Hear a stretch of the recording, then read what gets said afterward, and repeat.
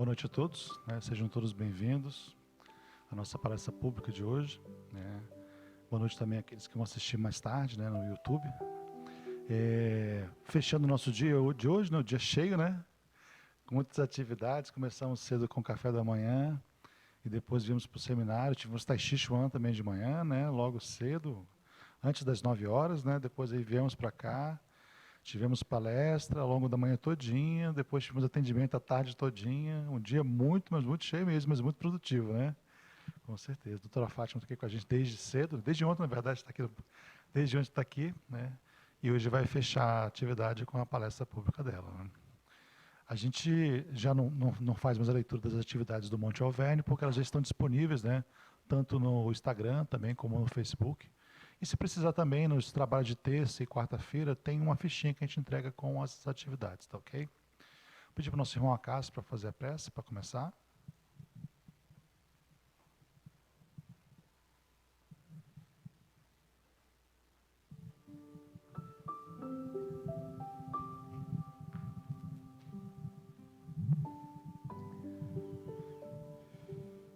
Caríssimos irmãos e irmãs,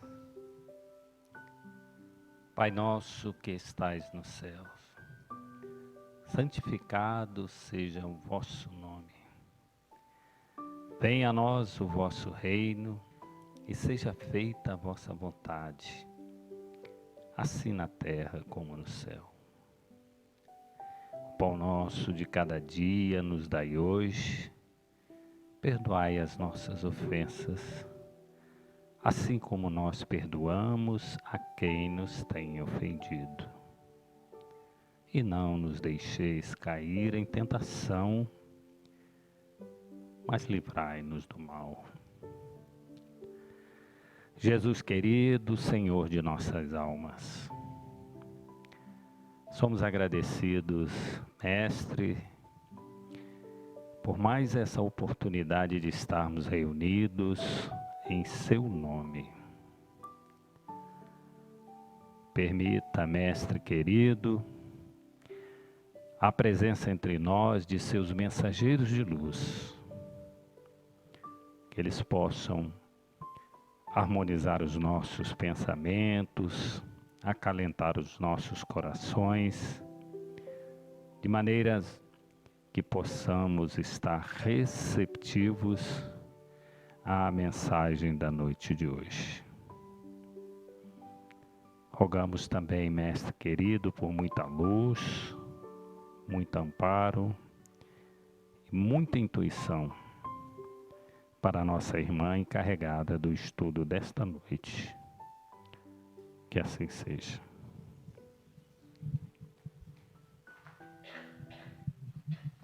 Obrigado, Acácio, pelas palavras. Passamos a doutora Fátima, né? Assim, é importante que vocês desliguem celulares, os aparelhos, para não tocarem durante a atividade, tá ok? Então, eu agradeço muito o convite, poder estar com vocês, esses corações amigos, né?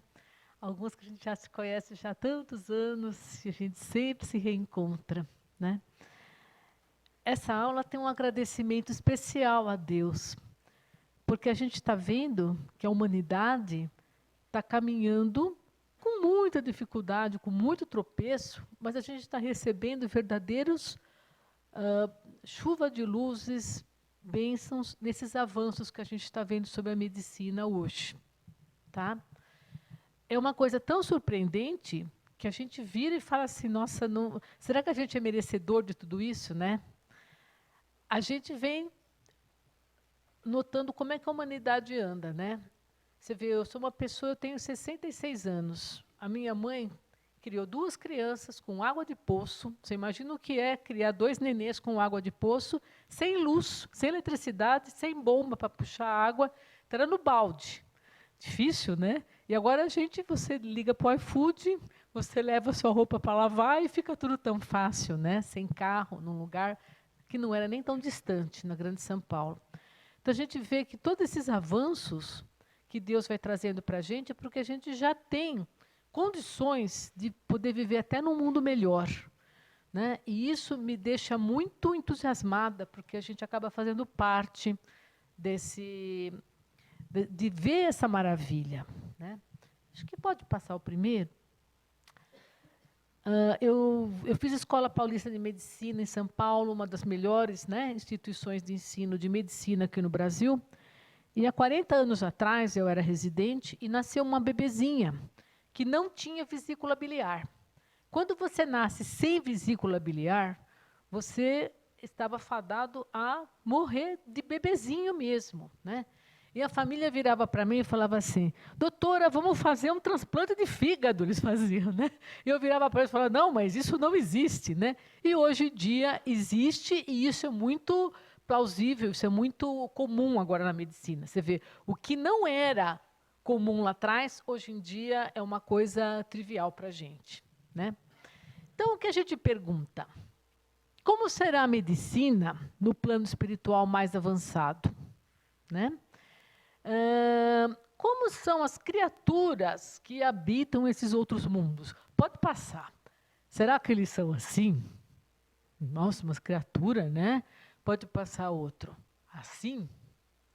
Ou então assim, né? Que parece um réptil, né? A gente fala, nossa, essas criaturas aí... E aí tem mais coisa ainda que a gente fica pensando, porque tem gente que gosta de pôr medo na gente, né? Então, essas criaturas são quem? Se nós não conseguirmos chegar nem perto, nem sombra de dúvida, num outro planeta habitado, é porque nós somos muito, muito atrasados. Então, se alguém consegue chegar aqui, com certeza é muito mais evoluído que a gente, inclusive na parte moral, né? Que você sabe que a coisa vai junto. Então, essa história de que nós vamos ser invadidos, né, que isso é muito comum de você ver filme. Passa aí o próximo aí. Invasão, um terror, eu não sei o quê. Isso aqui é impossível de acontecer. Porque se alguém chegar aqui, é melhor que a gente. A gente é bonzinho, né? Agora imagina quem chega e invade, né?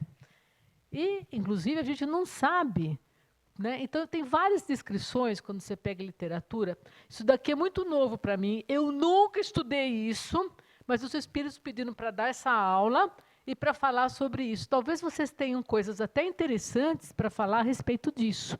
Então, eles falam que tem vários tipos, né? Então, tem os lirianos, tem os arcturianos, telocianos, né? Esse alfa centauriano e os pleidianos, né? Então, você olha essa turminha assim, todo mundo tem 2 olhos, nariz e boca, né? E ninguém é muito feinho, não, né? Acho que dá até uma coisinha assim de não dar muito medo, né? Porque tem imagem e semelhança. Olha aí que coisa interessante. Então, tem esses lirianos que são seres, os primeiros seres da galáxia.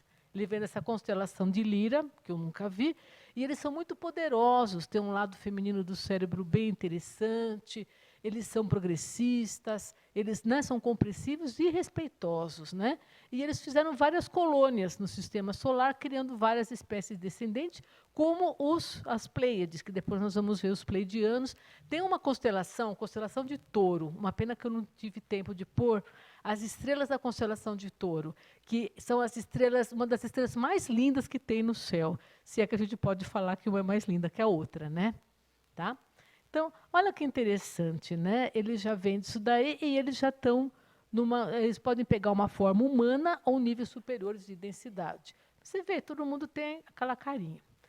Alguém tem alguma ligação, né? Porque eu sei que o Ariston, nós temos até ali aquela pedra, né? Que parece que já foi trazida de um outro lugar, e isso é constatado. Alguém tem alguma coisa dessa parte de já viu algum extraterrestre, já teve contato, ainda mais aqui em Brasília, né? E aqui em Brasília é um lugar muito... Olha aí que coisa. Vamos escutar nosso amigo falar? Fala aqui pra gente, porque como eles pediram para falar isso, e acho que Ariston junto com a gente também, falando sobre isso. Isso já remonta em uns 8 anos, mais ou menos. É porque depois que a gente vai passando muito tempo, perde a noção de passagem do tempo, no meu caso. Eu estava, por coincidência, eu não estava aqui, eu estava em Aracaju, estava dormindo, era de madrugada. Aí alguém chegou e disse, você precisa ir no Monte Alverne para receber um ente que vai, uma entidade que vai chegar lá, Então, vamos lá. Aí eu vim com o mentor desdobrado e cheguei aqui. A Edson passou e disse, "Boy, eu tenho um compromisso, então você fica aí para receber." Aí quando foi, aí baixo, aqui é uma multidão de espíritos aqui. Uma multidão aqui por debaixo das árvores, sentados, recebendo conselho, outro chorando, outro reclamando, outro aconselhando, outro atendendo, outro recebendo medicação. Isso aqui é um movimento incrível. Quando eu fiquei aqui na frente, aí veio uma nave descendo. Uma nave meio arredondada, assim, né? Aí descendo. Aí vieram os espíritos que estavam aqui no Monte Alverne, aglomerados todos, faste um pouquinho para eles saberem que sou eu que vou recebê-los, eu estou só para recebê-los. Aí eles afastaram, eu fiquei assim um pouco destacado, e aí abriu, como se fosse a porta do elevador, e desceu um casal. A senhora ficou um pouco assim na porta da nave, me cumprimentou, e desceu um senhor com indumentária, não sei, muito tecido, sugere hindu, sugere não sei o quê. Não é nada disso, só mas não é uma indumentária igual a nossa. E ele, muito docemente, ele pronunciava sons que não eram traduzíveis assim racionalmente, mas eu sabia o que ele estava falando. Na minha mente, recebia a mensagem que ele dizia. E ele falava assim, que lugar maravilhoso, que coisa, que luz e tal, ficou assim. Aí aí eu disse, você gostaria de conhecer aqui o auditório, o memorial ali? Ele disse, não, eu não posso, porque eu vim pelo seguinte, os humanos estão chegando quando eles vão avançando espiritualmente, ele também tem mudanças biológicas, mutações genéticas. E nós precisamos potencializar o princípio ativo das medicações aqui da farmácia. E nós viemos aqui para a Terra para isso. Só que eu não vou só aqui, eu vou em outras farmácias do grupo, tá certo? Então, aí fica arrepiado. Aí saímos andando aqui, ó, a senhora ficou na nave e ele saiu comigo andando para depois ir para a esquerda ali e foi para a farmácia. Mas lá dentro da farmácia eu já não vi os procedimentos quais foram. Mas eu achei oportuno que tem a ver com farmácia e com o Taverne e o extraterrestre aqui. Então, está tudo, né? Obrigado, doutora. Desculpa. Obrigada, muito bom. Né? Quintessenciar. Quintessenciar. Que beleza. Que história linda, né? Uma coisa para a gente lembrar. Olha aí, então, esses nossos amigos também, esses arcturianos, tá? Eles são civilizações também antigas e muito avançadas, tá? Que conversam por telepatia. Olha que coisa interessante. E assim, quando você viu, tinha 2 olhos, nariz e boca, né? Pessoas do jeito, você vê, e um marido e uma mulher, isso mais interessante ainda, né? Bacana, né? E o objetivo principal é ensinar a transcender o plano material através dos sonhos e das aparições estelares. Pode passar. Eu estou passando eles porque, de repente, alguém lembra alguma coisa também e correlaciona. Esse aqui todo mundo conhece, né? Esse bonitão do Astar Sharon, né? Que é maravilhoso. Então, ele é um telossiano. Eles dizem que habita o centro da Terra, mas eles adoram viajar. E eles têm as naves intergalácticas, que aquilo vai de um lado para o outro. Pode passar.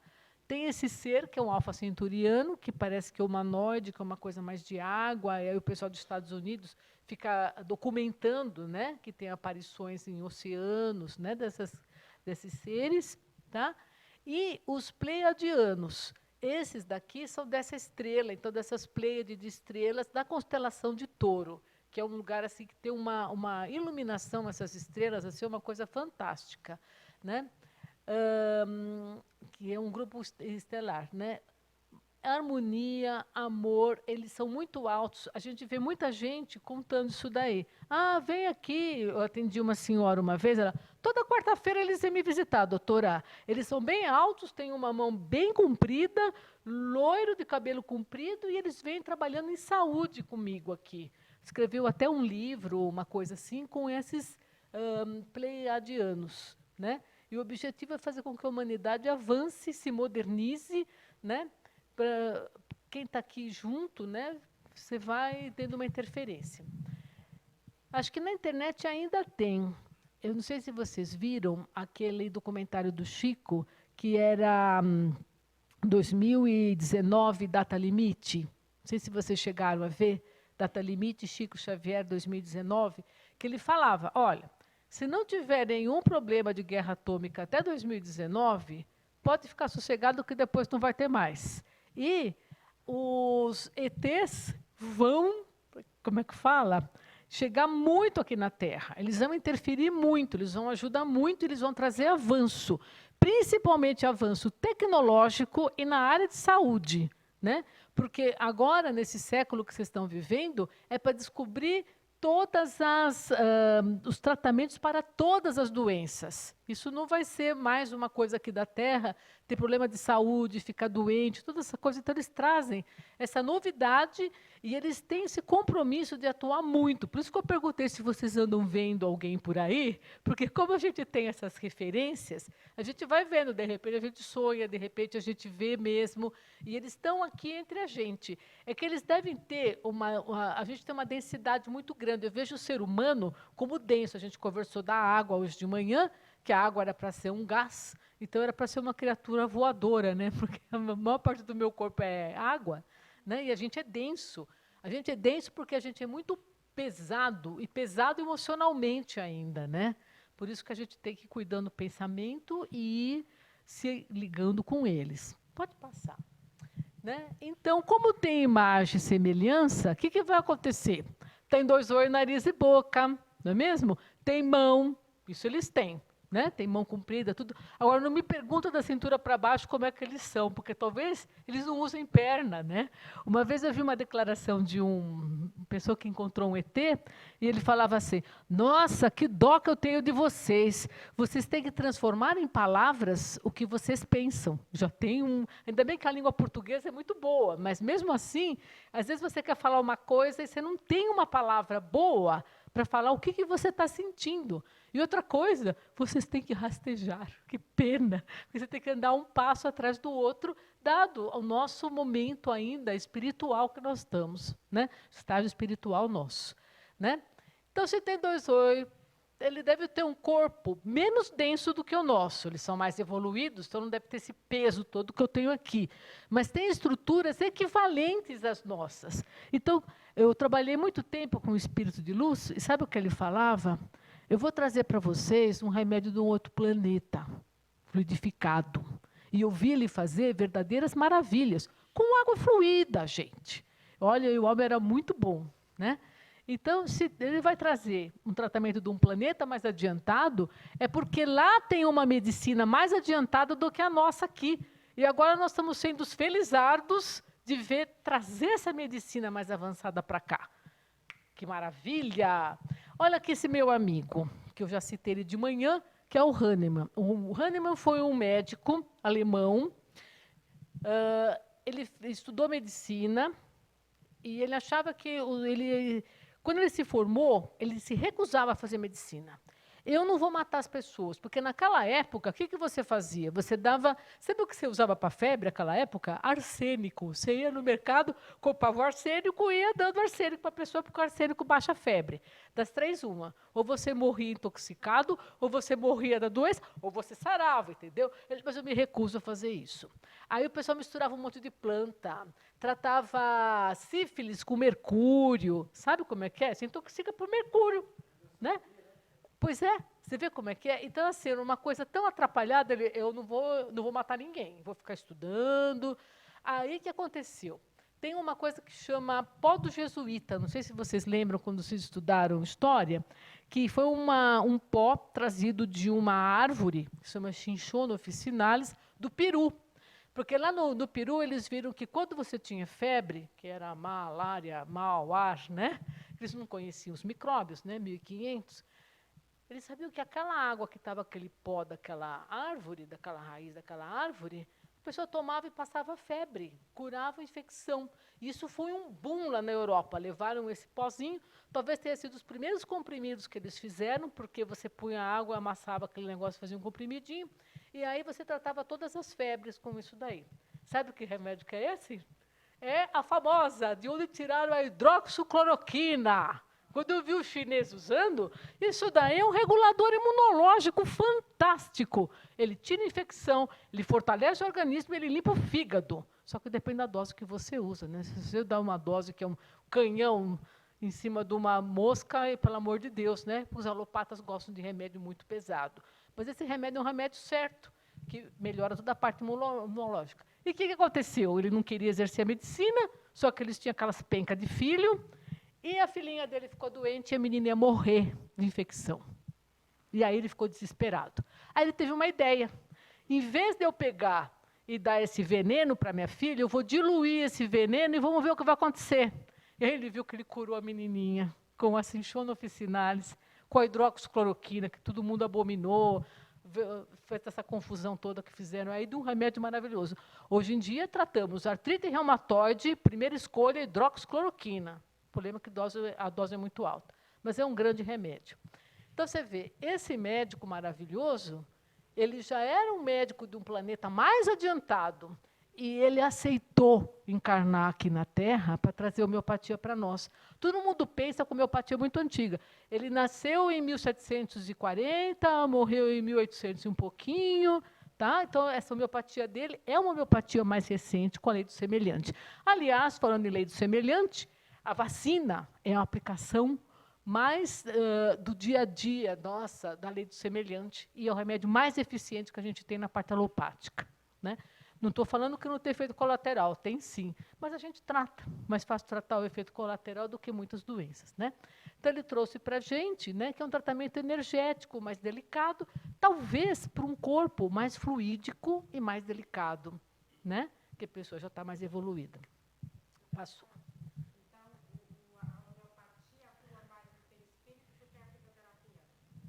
Boa pergunta. Né? A homeopatia, principalmente em doses altas, eu acho que ela consegue uma penetração maior, mas a fitoterapia também tem. A nossa fitoterapia ela é diferente da fitoterapia da farmácia, tá? Porque aqui tem uma distinção para fazer. Quando eu uso medicamento em miligramagem, né, você vai tomar cúrcuma, 500 miligramas de cúrcuma 3 vezes por dia. Isso é um fitoterápico. Ele vai penetrar um pouquinho? Vai, mas ele não penetra tudo, que nem penetra quando você dilui o remédio. Por isso que a gente usa o remédio diluído, mas o nosso remédio é colorido, porque ele tem matéria também. Então, você pega as duas áreas, entendeu? Então, você vai ajudar a atuar ali no perispírito, onde tem coisa para tratar, e no físico. Tá?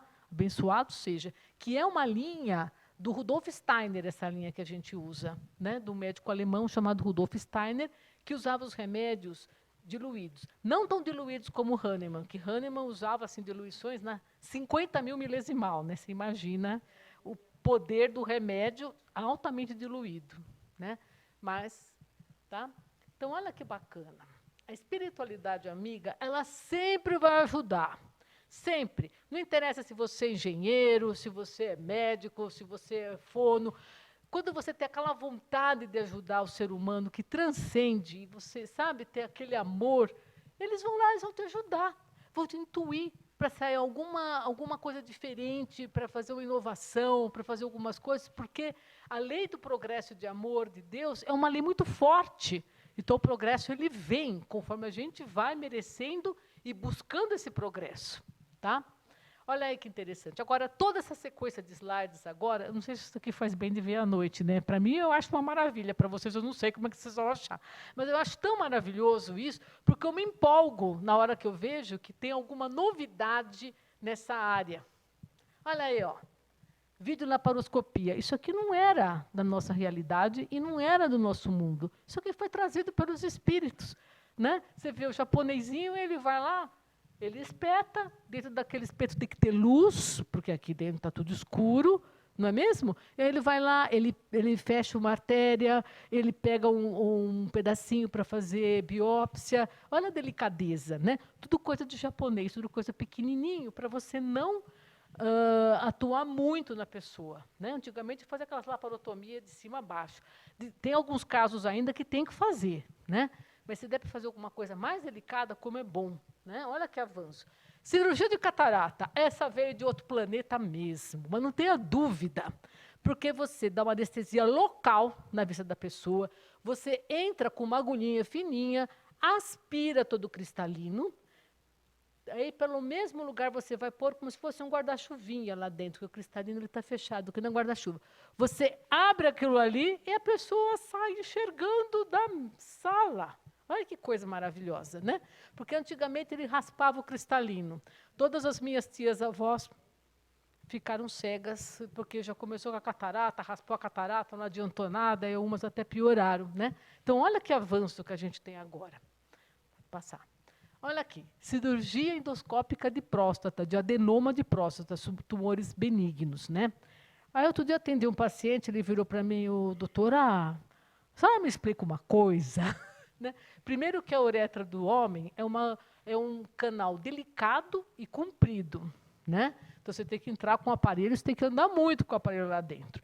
Aí ele virou para mim, como é que o médico vai entrar com o aparelho lá dentro, vai cortar a minha próstata, vai tirar os pedaços da próstata e sair tudo por lá, ainda por cima eu não vou sangrar, ainda vai fazer biópsia. Me explica isso. É porque o fio, ele é tão delicadinho, primeiro que ele vai ter que ter uma lâmpada, porque sem luz você não faz nada. Então ele vai ter que entrar com uma luz ali dentro. Ali vai ter um bisturizinho para ele cortar, e você tem que ver onde você está cortando, pelo amor de Deus, né? E depois você vai ter que retirar aquilo ali aspirando. Tem que ter um aspiradorzinho para você tirar. Tudo microscópico. Tudo uma coisa assim delicada. Não é muito merecimento? É muito merecimento, gente. Pode passar, né? Agora, olha só, isso daqui foi uma revolução, isso aqui é uma coisa muito nova. A minha mãe fazia 4 anos que toda manhã ela me ligava. Estou passando mal. E o que a senhora sente? Eu estou passando mal. Aí um dia ela virou para mim, eu acho que eu tenho tontura. Eu levei ela no médico, no cardiologista, ele, o que a senhora sente? Eu virei, ela sente tontura. Eu não tenho tontura, coisa nenhuma. Ela virou, ai meu Deus do céu, o que a gente faz com a mamãe? Aí eu falei, ela deve ter alguma coisa na válvula cardíaca. Eu comecei a fazer os ecos de controle dela, que ela já tinha um probleminha na válvula. Pumba! Entupiu essa válvula aqui, aórtica, com 85 anos. Essa cirurgia, para você entrar, porque assim, a aorta, ela manda sangue para o corpo inteiro. Imagina o volume de sangue, você ter que abrir o coração de uma pessoa com 80 anos, cortar e trocar a válvula. A chance de morrer é muito alta, porque você põe a pessoa na bomba, né? Você põe no coração artificial e faz a cirurgia. Mas se você não precisar fazer isso, é muito bom. Aí, o que eles inventaram? Olha que invenção. É a partir das dificuldades, que a gente reclama tanto das dificuldades na vida, que pode aparecer a luz. Olha só. Sabe o que eles bolaram? Eu vou entrar com um catéter, como se fosse ver a coronária. Vou entrar com um catéter por aqui, que eu entro na aorta. Vou chegar lá, vou esmagar essa válvula que está doente e poft! Como se fosse um guarda-chuva. Implantar uma válvula nova. Mas não é que a mulher saiu no outro dia do hospital maravilhosa, coisa, e nunca mais ela me ligou falando, eu estou passando mal. Porque daí você vê que coisa impressionante. Eles fazem também na válvula mitral, e eles falam que é na própria pele. Olha, é um negócio assim, eu nunca imaginei que eu ia ter tanta alegria na minha vida, tanto de ver os espíritos trabalhando que a gente vê, como a gente vê essa meninada trazendo coisa boa aqui para a Terra e fantástica. Não acabou, viu, gente? Tem mais. Já estava bom, né? Então, olha só que interessante. Primeiro, para poder entender os tratamentos, tem que saber um pouquinho o que é, senão a gente não sabe o que a gente está tratando, né? O que é uma célula cancerosa? Tá? Então, toda célula cancerosa, ela produz uma proteína diferente, uma proteína estranha, que eles se chamam de marcadores. O marcador mais famoso é o PSA. É uma proteína anômala. Todo câncer de próstata produz PSA? Não, quase todos, mas é um marcador. Tem outros marcadores também, né? Pode ser o 19.9, o 125, o antígeno carcinoembriônico, tá? Então tem vários marcadores. Tá. Esses marcadores, eles são muito importantes, tá? Porque é a partir daí que vai sair tratamentos diferentes. E agora eu vou contar uma novidade para vocês que vocês nem imaginam. Todo dia a gente produz célula cancerígena no nosso organismo. Só que quando você tem uma imunidade competente, ele vai lá e destrói a célula cancerosa. Olha aqui, ó, que interessante. Então, aqui você tem uma célula cancerosa, ela é mais esparramadona, mais atrapalhada, assim, ela é mais feinha, É verdade, ela é feinha no microscópio, tem umas pontas, né? Ela está aqui e aparece um linfócito, que é um glóbulo branco de defesa, ele gruda aqui e ele acaba destruindo ela. Isso aqui acontece todo dia no nosso organismo. Por isso também que existem casos de cura espontâneo, né? Tem gente que fala, nossa, eu estava jurada de morte, quando eu fui ver, desapareceu tudo, fiz uma oração e sumiu tudo. Por quê? Você ativou o seu linfócito aqui, ele foi lá e matou. Isso é perfeitamente possível, né? A gente que fala, nossa, não podia acontecer isso, mas são coisas que acontecem sim. Diga.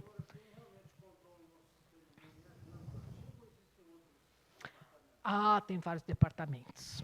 Tem vários departamentos, você vê, porque o organismo ele tem aqui o anel de Waldeyer, que chama, né?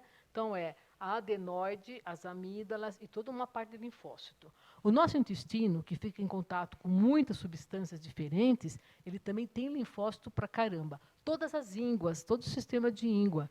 Então, assim, tem o timo, que ele é um órgão muito importante no desenvolvimento da pessoa, e depois, assim, todas essas partes elas são importantes também. Tá? Porque se tiver uma falhinha em algum lugar, é um desses sistemas que pode entrar.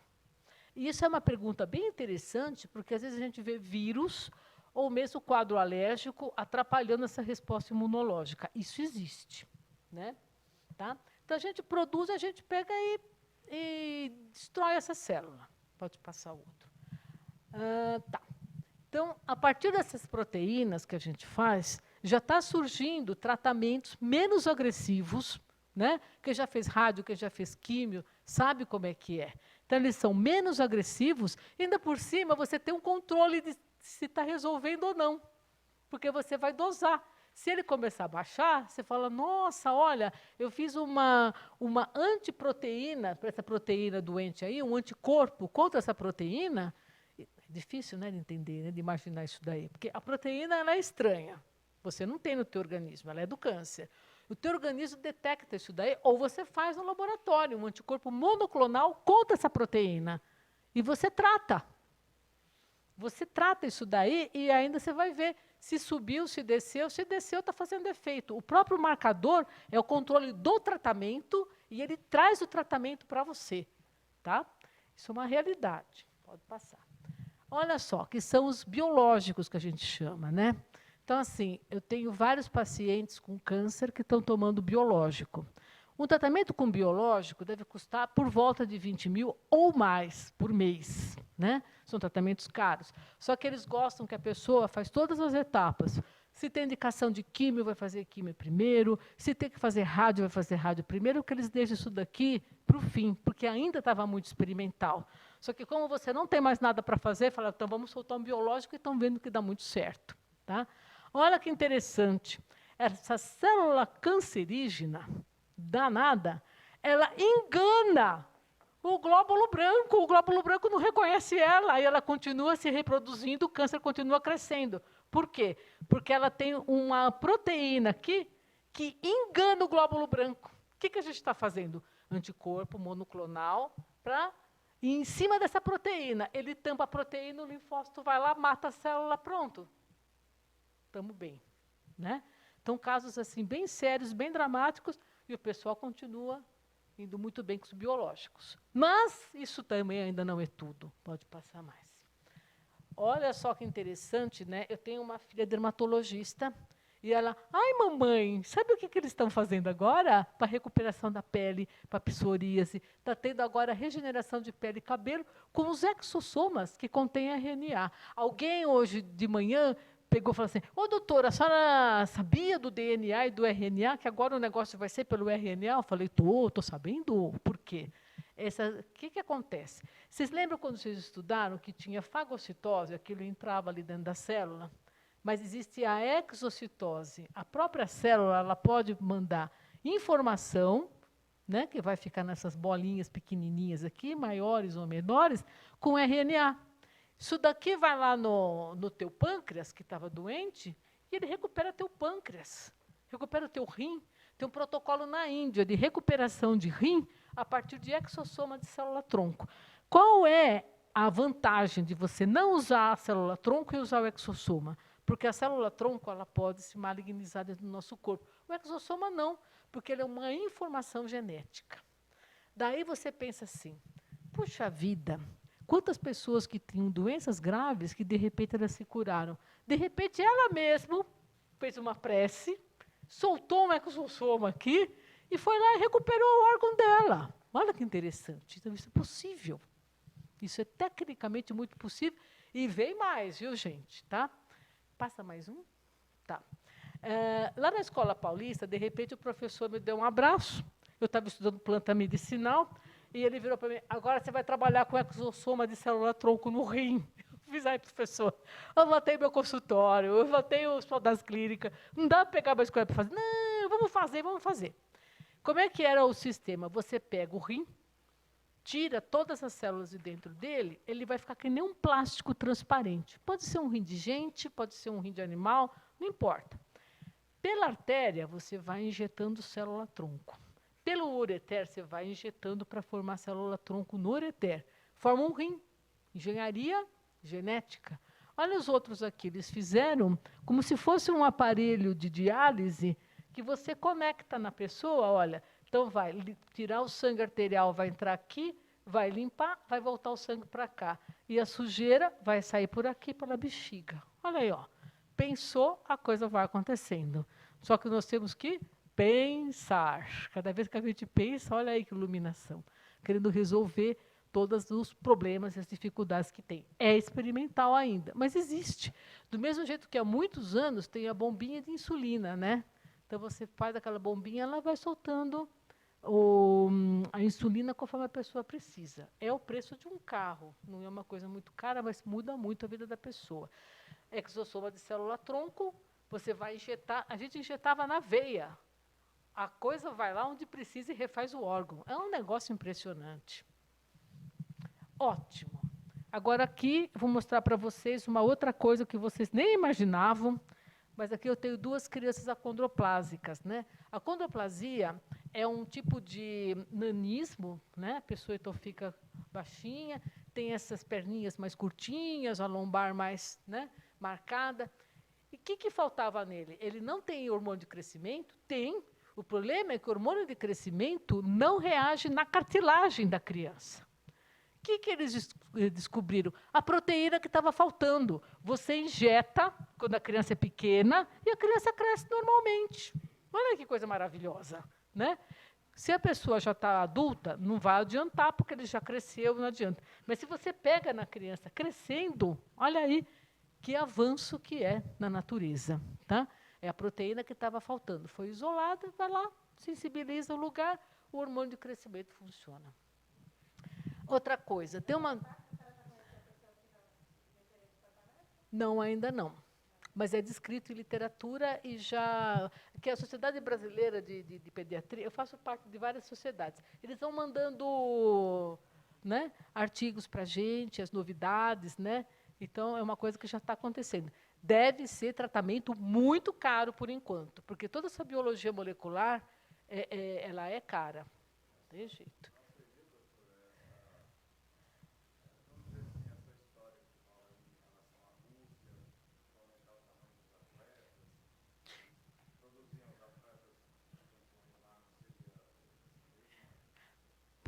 Pode usar, você pode, eu não sei, essa pergunta tua é interessante. Vamos supor, tem um hormônio de crescimento que a gente produz normalmente.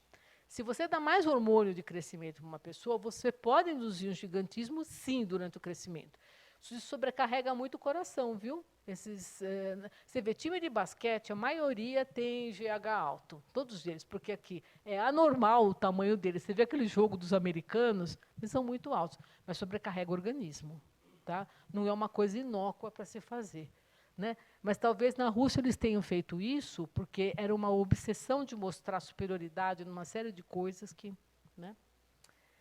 Que doença mais triste? Essa doença se chama mucoviscidose. É um defeito das glândulas que vai pegar pulmão, pâncreas, intestino. A criança não cresce, é uma infecção atrás da outra, ela cresce em cima de uma cama de UTI e morre cedo de infecção. Tá?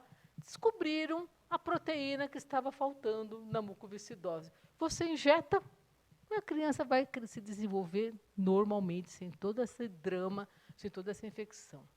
Tá? Pronto. Por isso que a gente tem esse ditado: nunca desengane ninguém. O que é possível hoje, amanhã pode ser perfeitamente possível. Né? Quantos avanços, e Deus sempre vai dar desafios para a gente. A gente não conseguiu fazer vacina para a AIDS ainda. Todo mundo ficou falando, nossa, mas essa vacina de Covid foi muito rápida, não sei o quê, não sei o quê. A vacina do H1N1 também foi. A vacina da dengue também, relativamente rápida, mas a vacina da dengue, ele é o mesmo flavovírus, que é o mesmo vírus da febre amarela, né? Então, foi pegar a vacina e trocar só o envelopinho ali. Demorou um pouco para acertar, mas acertou. E é o que a gente tem para a gente tomar.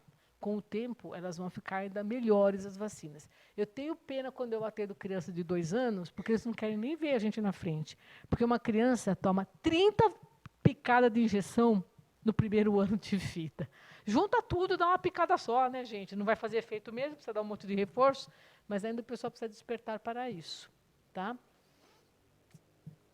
E é isso. Muito obrigada. Tá?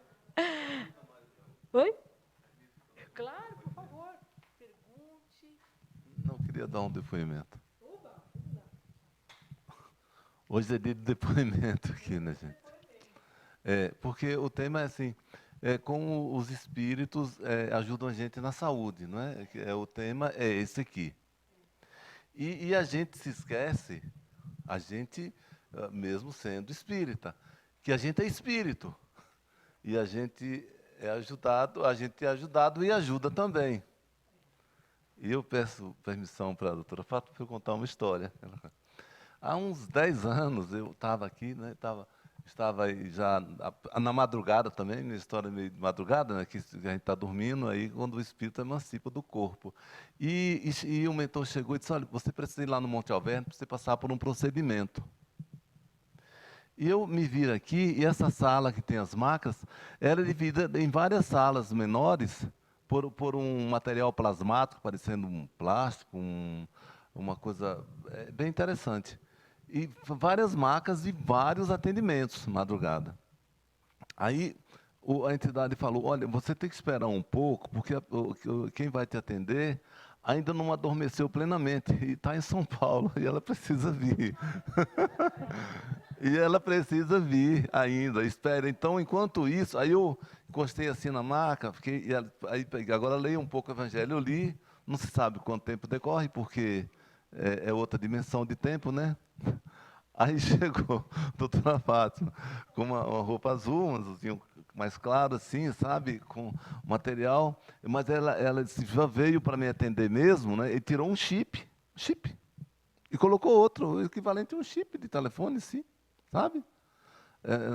Na minha cabeça eu devia estar meio precisando trocar um chip, doutora Fátima. E ela diz assim, talvez eu tenha criado mais juízo de lá para cá mesmo, eu te agradeço muito. Muito bem. E disse, agora eu não posso ficar para atender outras pessoas, porque eu tenho outros compromissos, eu vou atender umas pessoas fora daqui, aí já saiu também. Então, quando a gente fala assim, e me chamou a atenção, né, se fala como se falasse de algo estranho à nossa realidade.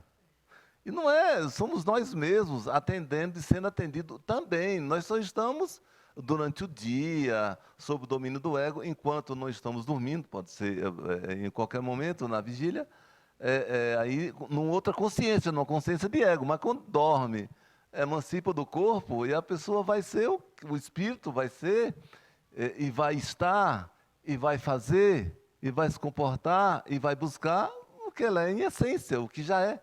O que já é. Então era isso que eu queria falar. Obrigado por isso, viu? Por esse tratamento. Com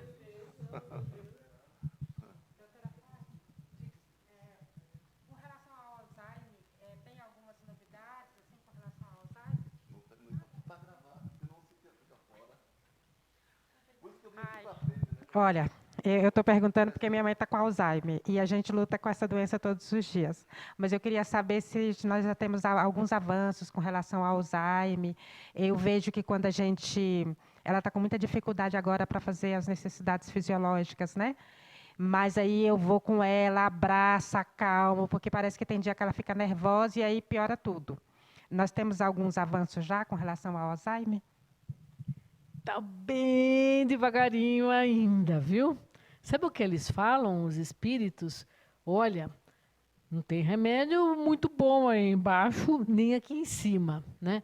O que a gente sabe é que conforme a doença avança, vai tendo uma reabsorção do cérebro, né? Fica só o tronco cerebral. Aquilo é como se fosse um processo inflamatório no cérebro que vai reabsorvendo. Então, o cérebro vai como se fosse uma borracha que você vai apagando, vai desaparecendo as estruturas, principalmente as circunvoluções que tem aqui em cima. Porque o nosso cérebro é assim. Essa parte aqui de baixo é onde tem o centro vital. Então, vamos supor, um peixe, um réptil, tem essa parte aqui e é mais ou menos igualzinha à nossa. Aí tem o sistema límbico, que a Denise estava falando hoje de manhã, né? Que tem as emoções, que tem uma coisa mais assim. O Alzheimer ele começa a ir no sistema límbico e ele vai reabsorvendo tudo. Nessa fase, ainda a gente não tem um tratamento eficiente, né? Nas primeiras fases, eu acho que está dando para dar uma postergada. Eu não sei como é que está essa parte de expressão gênica. Uma das coisas que eu li, que eu achei muito interessante, que tinha dois caminhos para evitar e para tratar. Um deles era o metabolismo do fósforo dentro do cérebro. Isso daí é engraçado, né? Porque tem sempre aquela coisa, vamos tomar fosfosol para a memória, que é um remédio muito antigo, né? Que o pessoal fala, vou tomar vou comer peixe, porque eu ando meio esquecido, né? Essa coisa toda. E a coisa, eu acho que está nesse metabolismo do fósforo, sim. Porque aquilo cimenta o cérebro, né? Naquela coisa, né? Então, eu acho que é uma linha boa e a gente tem planta rica em fósforo na nossa caixa para isso, né? E o próprio fósforo também, que pode ser usado para acertar o metabolismo do fósforo no cérebro. Mas ainda, realmente, nós estamos muito longe ainda. Os espíritos se esforçando para ajudar a gente, né? Tem entidades que eles são impressionantes, que nem vamos supor, a pessoa já estava muito anquilosada, com muita fibrose em volta de umas articulações, e de repente tem curas que tiram essa fibrose toda e a pessoa sai andando, que é um negócio assim que você fala, meu Deus, tem massa muscular para isso? Porque vai atrofiando tudo de você ficar parado, né? Agora, na parte cerebral, ainda está muito devagar, nós vamos ter que fazer muita pesquisa, tem coisas mais difíceis ainda que a gente não pegou. Tem agora um teste de laboratório que você pode detectar no sangue se a pessoa tem Alzheimer ou não. Esse exame é feito no Fleury, não sei se nos outros laboratórios, né? O Fleury ele manda muito encarte sobre isso, né? Desse exame de sangue que parece que é bem fidedigno, né? Porque às vezes tem uns casos que você fica meio embananado quando é que você entra com remédio ou não. O remédio, a memantina, ela ajuda nas primeiras fases, a gente sabe, mas ela não previne que a doença se desenvolva. Então, por enquanto, ainda é duro. Tá. Essa pergunta é maravilhosa do canabidiol. Porque o canabidiol, eu cresci escutando sobre cannabis. Eu que nunca usei nada, que morro de medo de me intoxicar, fui aluna do professor Carlini. O professor Carlini, na Escola Paulista, ele sempre trabalhou com canabidiol, dizendo que ela é um remédio, né? É um antipilético, tônico do sistema nervoso. Ele é um remédio muito bom para relaxar, para tirar dor, para melhorar apetite. Para quem toma alguns remédios de quimioterapia que dão um enjoo danado, é um dos melhores remédios que você pode passar. Então, ele é um remédio precioso, só que ele é um remédio que você tem que... Ele tem vários componentes. Quando a gente fala em canabidiol, ele é bem mais seguro. O tetraído canabidiol, porque tem formulações agora. Tem tantas formulações, cada laboratório tem umas 6 formulações. Porque eu ponho um pouco de tetraídro, ponho um pouco de canabidiol, tem outros componentes que eles podem colocar também, mas o canabidiol ele pode ser usado. Eu acho que é um remédio interessante para tirar dor de cabeça, insônia, cansaço, ansiedade, estresse. Tem gente que toma para tirar ansiedade. Parece um remédio bem interessante. Eu não uso muito no consultório, porque a gente também... Isso foi muito interessante. Eu fui num congresso e fizeram uma pergunta para uma professora ela é uma médica de dor. ela virou e falou, você sabe que eu não tenho experiência ainda, porque eu acho que as pessoas, antes, porém, vão se viciar por isso daí. E eu queria muito que as pessoas tivessem uma vida independente de remédio. Interessante, mas eu acho que pode ser um remédio bem interessante para usar em algum momento, e você tem que tatear a dose, porque ele é usado com titulação. Então, você começa com uma dose bem baixinha, aí você vai subindo e vai vendo o quanto que a pessoa precisa. Né? Também não uso muito, porque senão acho que o consultório da gente enche de gente. Aí a senhora passa isso daí, então, ó, passa aí mais, vai, passa um forte. A pessoa já começa assim, né? Então, a gente vai indo de um jeito assim. Mas é um remédio, uma tintura extremamente interessante para ser usada. Acho que vale a pena, porque você tira os componentes. O canabidiol, ele é puro, ele não é o extrato puro da cannabis, ele é uma parte do extrato. Eu acho esse muito seguro e muito bom de se usar. E mais interessante que eu tenho minhas amigas, né? Ai, doutora, minha mãezinha não dormia, tinha dor. Minha amiga super espírita, dirigente de centro espírita. Vamos dar um canabidiolzinho para ela? Ela está indo tão bem. Eu falei, olha, vamos dar, porque, sabe, a pessoa ganha em qualidade de vida, né? Então, eu acho que é um remédio, é um medicamento. Acho que merece um acompanhamento médico muito sério e acho que é uma coisa que pode ajudar, sim. Muito bom. Você vê, tem uma experiência boa, quer ver? Ajudou. Ó, já diminuiu a ansiedade e melhorou o sono. Olha aí que interessante, porque ele é um remédio tônico para o sistema nervoso. Né? Ela tem uma história, porque o cânhamo ele é uma fibra extraordinária, ela cresce bem, ela tem um custo bom, né? E aí ela ficou execrada ali nos Estados Unidos, que eles não queriam, eles queriam algodão, cânhamo não. E aí ela ficou meio amaldiçoada, né? Mas ela é um grande remédio, sabendo usar, perfeito.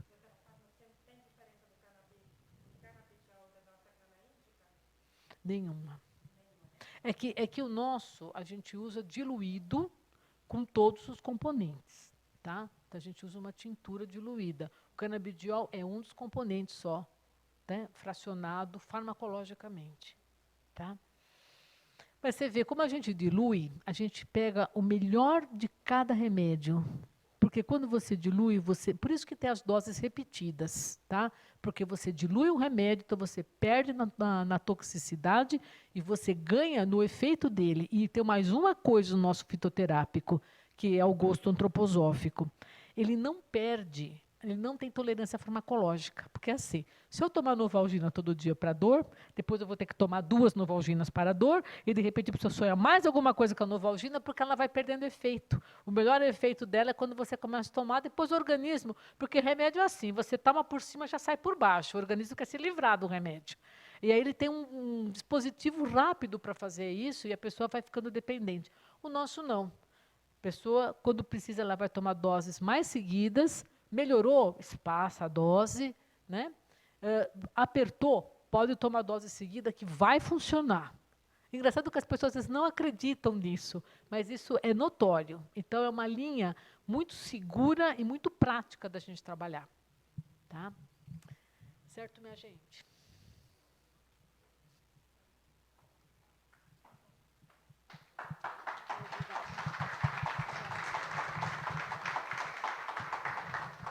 Muito obrigado, doutora Fátima, pela palestra, pelo tema, né? Eu, como biólogo, fico sempre bem interessado nesses assuntos e eu acho que foi bem ilustrativo para todos nós aqui, né? É muito interessante ver como eles se preocupam conosco também, né? O quanto eles cuidam de nós também, né? Bom, agora a gente vai para outra parte, que é o passe, e aí eu convido os médios da casa para colaborarem na sala de passe. E talvez ao final a gente faça prece lá dentro ou aqui? Tem de... Vamos ver, talvez a gente faça a prece final lá dentro, tá? Mas a gente pede que vocês fiquem até o final para poder fazer a prece com a gente, tá ok? Para finalizar nosso trabalho de hoje, tá?